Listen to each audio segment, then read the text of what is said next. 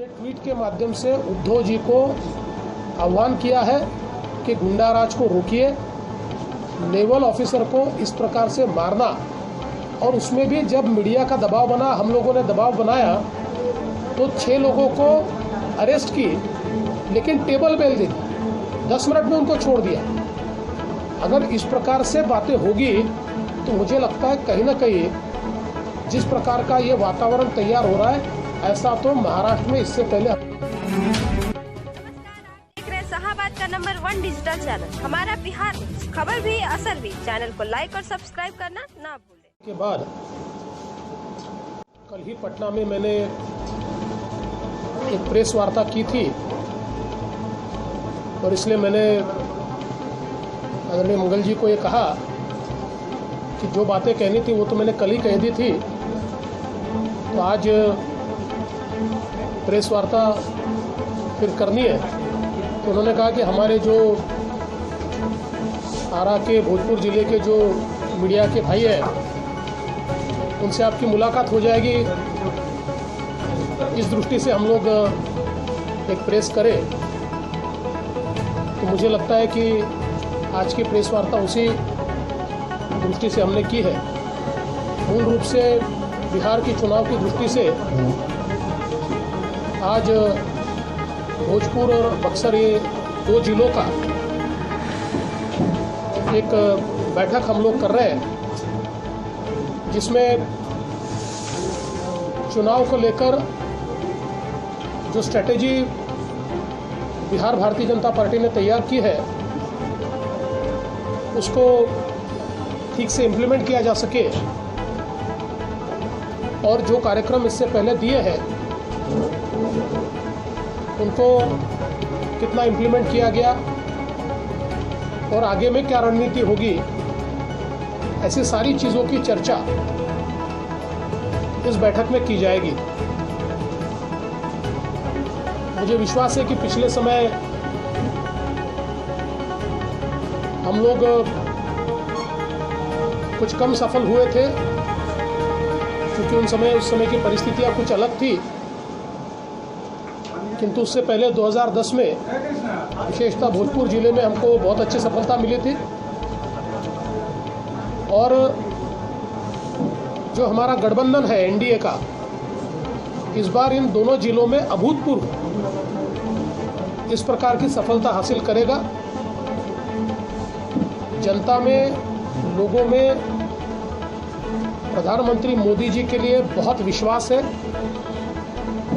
यहाँ पर जो एनडीए की सरकार चल रही है, नीतीश जी, सुशील मोदी जी, इसका भी कार्य लोगों ने देखा है और लोगों को लगता है कि जो हमारे सामने चुनौतियां हैं, उन चुनौतियों से यही सरकार हमको बाहर निकाल सकती है। इसलिए मुझे पूरा विश्वास है कि इन दोनों जिलों के नागरिकों का पूरा समर्थन हमारे गठबंधन को मिलेगा और एक बहुत अच्छी सफलता हम लोग यहाँ पर पाएंगे।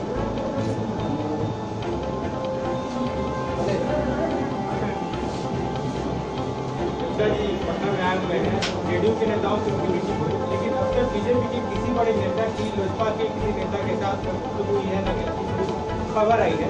क्या आप लोग एलजेपी को लेकर कुछ अलग स्टैंड अपना रहे हैं या फिर उससे अलग से आपकी बात? नहीं, कोई अलग स्टैंड नहीं है। देखिए, ऐसा है कि पासवान जी दिल्ली में रहते हैं, दिल्ली में उनकी लगातार सबसे मुलाकात होती रहती है।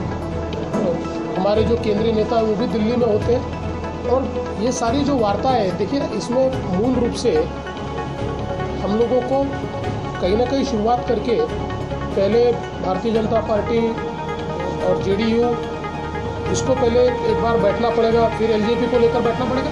एक सिस्टम होती है, सिस्टम में साथ में बैठेंगे। महाराष्ट्र सरकार का जो एक अखबार निकलता है सामने, उसमें आज लिखा गया है कंगना रनौत है कि पानी में रहते मगर मकसद है। देखिए, ये कोई महाराष्ट्र सरकार का अखबार नहीं है, वो तो शिवसेना का अखबार है, और शिवसेना की बात वो लिखता है। और शिवसेना को अगर ऐसा लगता होगा कि भाई पानी में रहकर मतलब मगरमच्छ पानी से बैर कर रहा है, ऐसा अगर उनको लगता होगा, तो मुझे लगता है कि ये सारी चीज़ों से केवल अहंकार झलकता है। और कभी लोगों को अहंकार पसंद नहीं आता। जब भी सत्ता अहंकारी होती है, उस समय उसका पतन होता है और ये पतन होता हुआ हम देख रहे हैं। सर, कंगना रनौत का क्या? छोड़ दीजिए, मैंने जवाब दे दिया। सर नीतीश और जेपी नड्डा के साथ करीब 5 मिनट बातें हुई थी और बीजेपी की तरफ से नीतीश जी को उन्होंने सीट बनवाने के लिए प्रस्ताव किया गया है।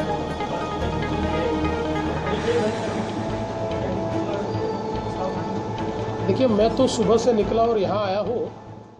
हमारे आदरणीय राष्ट्रीय अध्यक्ष जी आज नीतीश जी के साथ मिलने वाले थे, तो क्या बातचीत हुई, उसमें क्या आगे कहाँ तक बढ़ी, इसकी अभी मेरे पास कोई जानकारी नहीं है। मैं आपको इतना ही कह सकता हूँ, बहुत स्मूथली ये होगा। देखिए, सबसे हमारे लिए डिफ़िकल्ट तो क्या था, लोकसभा के समय 22 सीटें हम जीते हुए थे, ऐसे समय गठबंधन करना ये बड़ा मुश्किल था, फिर भी उसको हमने आसानी से कर लिया। अब तो कोई उतनी परेशानी भी नहीं है, ये हो जाएगा। सर, क्या जेडीयू और एनजेपी में सब कुछ सही चल रहा है?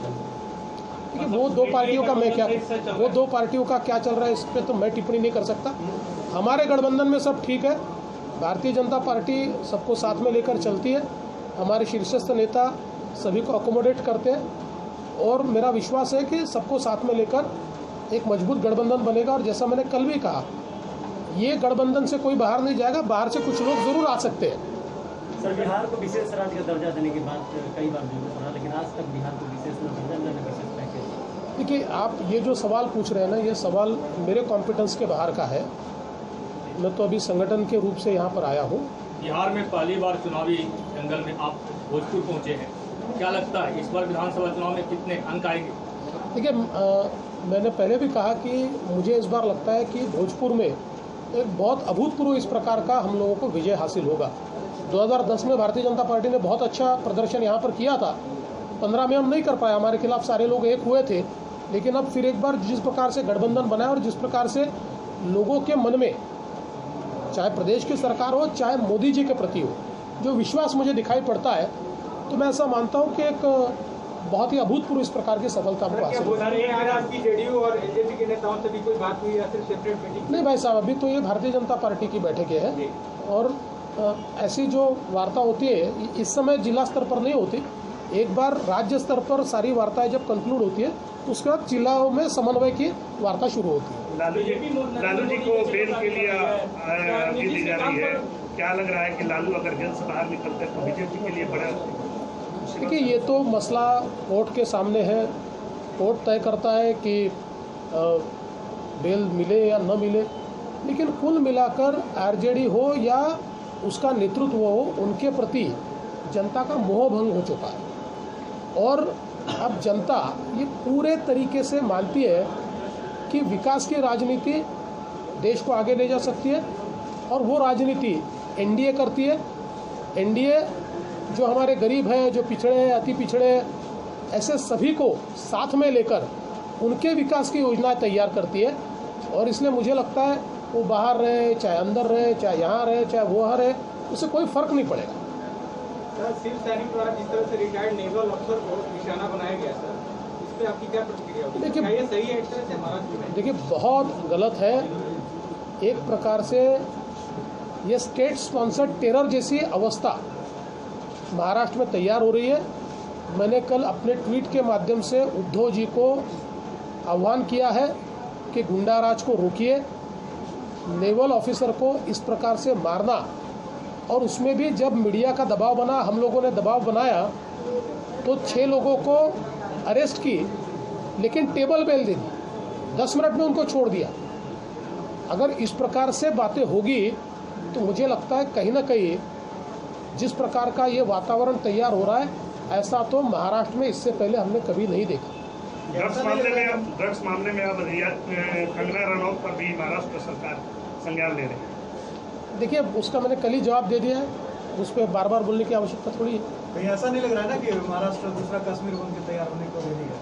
जी, महाराष्ट्र में दूसरा कश्मीर बनने की तैयारी हो रही है? नहीं साहब, महाराष्ट्र बहुत मजबूत राज्य है। इतना देखिए, राज्य को चलाने वाले गलतियां करें तब भी राज्य की जनता बहुत मजबूत है। महाराष्ट्र बहुत प्रोग्रेसिव राज्य है, कोई कश्मीर नहीं बनने वाला। 7 विधानसभा में आप लोग बीजेपी कितने सीटों पर दावेदारी कर सकते हैं? देखिए, अभी इसके ऊपर मैं कोई टिप्पणी नहीं करूंगा, क्योंकि इसको हम लोगों को ओवरऑल देखना पड़ता है। एक जिले की टिप्पणी इस समय इसलिए नहीं की जा सकती कि कुल मिलाकर हमारा सीटों का बंटवारा होगा, उसके बाद कौन कौन सी सीट जीता है, किसको कौन सी सीट पर कितने वोट मिले, ऐसी सारी चीज़ों के आधार पर ये बंटवारा तय होता है। तो आज कोई ये टिप्पणी करने का बहुत समय बड़ा रेलिवेंट सवाल है सर। जिस तरह से रघुवंश प्रसाद सिंह ने इस्तीफा दिया है, हर पार्टी लगभग उसको अपना एक आदर दे रही है। अगर वो बीजेपी के दरवाजे पे आएंगे, दरवाजा खटखटाएंगे, जिस तरह से उन्होंने सीएम नीतीश कुमार को चिट्ठी लिखी है, क्या बीजेपी रघुवंश प्रसाद सिंह को वो सम्मान या फिर वो जगह देगी जिसके वो हकदार हैं? देखिए, वो बहुत सम्मानित नेता है, किंतु इस लेवल के नेता अगर आएंगे तो किस प्रकार से उनको अकोमोडेट करना है, ये पार्टी के शीर्षस्थ नेता तय करते हैं। ये कोई यहाँ के लेवल पर या मैं नहीं तय कर सकता। इतना ज़रूर है कि वो बहुत सम्मानित नेता है और जहाँ पर भी रहे उनका सम्मान रहेगा। या बिहार में बीजेपी मांझी जी को एनडीए का हिस्सा मानती है? देखिए, हमारे साथ कोई आता है तब भी एनडीए का हिस्सा होगा, जेडीयू के साथ कोई आता है तब भी एनडीए का हिस्सा होगा। ये ज़रूर है कि अभी ये सारी चीज़ें बहुत प्राइमरी है। इतनी प्राइमरी चीज़ों पर इस पर टिप्पणी कर देना मुझे ऐसा लगता है ठीक नहीं होगा। विपक्षी लगातार आप लोगों को घेर रहे हैं भ्रष्टाचार, बेरोजगारी के मुद्दों पर, क्या सर? देखिए, सबसे बड़ी बात तो यह है कि भ्रष्टाचार के मुद्दे पर तो विपक्ष बोल ही नहीं सकता, क्योंकि जितनी करप्ट रेजिम उन्होंने दी है और उसी भ्रष्ट रेजिम की सज़ा आज भी उनके नेता भुगत रहे हैं, इसलिए वो तो इस पर बोल ही नहीं सकते। और दूसरा, मोदी जी के नेतृत्व में जहाँ जहाँ सरकारें चलती है वहाँ पर सरकारें पारदर्शिता के साथ ही चलती है। जहाँ तक बेरोजगारी का मुद्दा है, मैं ऐसा मानता हूँ इस देश में रोजगार निर्माण के लिए मोदी जी ने आत्मनिर्भर भारत और आत्मनिर्भर बिहार ये जो योजना घोषित की है, इससे सबसे ज़्यादा रोजगार तैयार होने वाला है। और ये जो लोग आज रोजगार की बात करते हैं, ये जब सत्ता में थे तब भी रोजगार नहीं दे पाए और कल भी इनके सामने कोई रोजगार देने का कार्यक्रम नहीं है। ये भाषण करते, ये टिप्पणी करते, कार्यक्रम कुछ नहीं है, योजना कुछ नहीं है। मोदी जी कारगर योजना लेकर आए हैं। मेरा विश्वास है अगर बिहार में और भारत में रोजगार युवाओं को कोई दे सकता है तो मोदी जी दे सकते हैं। धन्यवाद।